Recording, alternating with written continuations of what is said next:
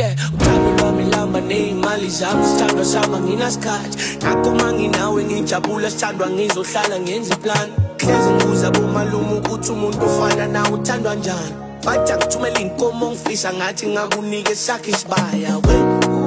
welele mameshanewe ntombenhle ayo